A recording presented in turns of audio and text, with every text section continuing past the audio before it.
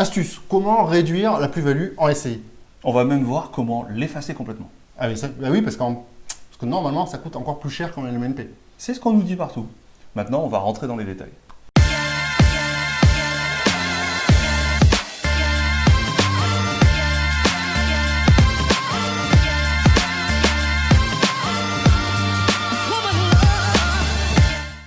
Alors, oui, en SCI, on dit que la plus-value est moins avantageuse qu'en LMNP. Ce qui est vrai. Alors, c'est vrai, sur un calcul purement financier, mais il y a plein de choses à savoir. Il y a des astuces. Oui, il y a plein d'astuces. Et en fait, ce qu'il faut comprendre le mécanisme. C'est que la plus-value, déjà, quand tu es en nom propre, tu payes la taxe sur la plus-value au moment où tu passes chez le notaire pour la vente.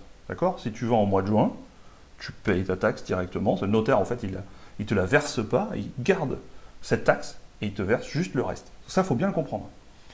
En SCI, on va te donner le prix de la vente. OK?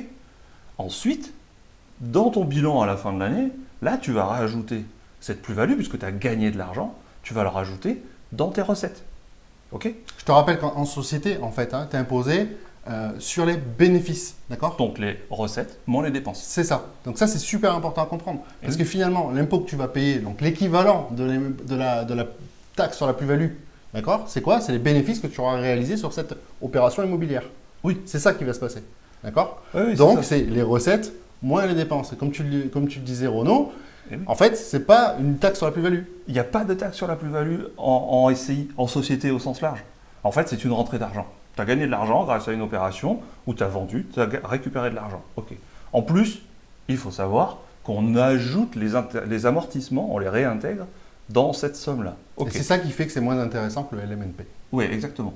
Donc, OK, on a cette poche-là d'argent qu'on a gagné au courant de l'année. Mais après, à la fin, on fait un bilan. C'est ça. Mais si je fais des dépenses pendant cette année-là? Ben, en général, on fait des dépenses quand on est une Exactement. société. Ça va venir réduire mon bénéfice. Donc, si je fais vraiment beaucoup de dépenses, comme par exemple acheter un immeuble, mais pourquoi il va y avoir, quand j'achète un immeuble, alors tout l'immeuble ne passera pas, attention. Hein. Par contre, il y a une partie que je vais pouvoir faire passer comme des dépenses. Ce sont des charges. Ouais. Et donc, qui vont venir réduire mon bénéfice. Exactement. Donc, à ce moment-là, je ne payerai pas l'équivalent de la plus-value. Tu n'as rien payé à la fin. Et pourquoi est-ce que tu vendrais un bien en SCI? Bah, tu ne vas pas le vendre pour le plaisir, parce que c'est un bien qui te rapporte de l'argent, je te rappelle. Tu sais acheter de l'immobilier qui te rapporte de l'argent. Bah, pourquoi tu le vendrais? Bah, pour acheter plus gros. Et donc, on rentre dans le cas dont tu viens de nous parler, Ben, où on a des charges. Tu as des frais d'agence, tu as des frais de notaire, tu peux avoir des travaux, etc., qui vont venir finalement compenser cette recette d'un côté que tu as eue. Bah, tu vas le compenser avec des charges à côté. Et donc ça va faire réduire ton assiette et tu n'as plus d'impôt à la fin. Tu peux même payer 0 impôt une année où tu as revendu. Donc il n'y a pas de taxe sur la plus-value en SCI. Il y a une intégration de cet argent que tu as gagné dans ton bilan. Oui, bah, finalement, comme toutes les sociétés.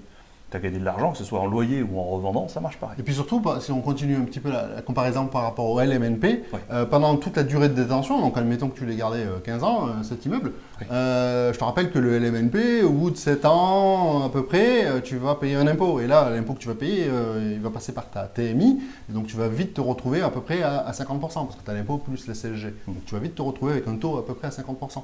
Alors qu'en SCI à l'IS, pendant toute cette durée-là, déjà pendant les 7 premières années, comme le LMNP, tu ne payeras pas d'impôt. Et puis après, quand tu vas payer un impôt au lieu d'être à 50%, tu seras à peu près 15%. Ce qui change énormément de choses. Donc ça fait une différence de 35% sur les bénéfices, donc 35% d'impôts. D'accord? Un tiers des bénéfices que tu ne donnes pas aux impôts si tu es en SCI ou que tu les donnes si tu es en LMNP. Donc tu te fais de la trésorerie avec ça, quoi. Voilà, il faut se poser les bonnes questions.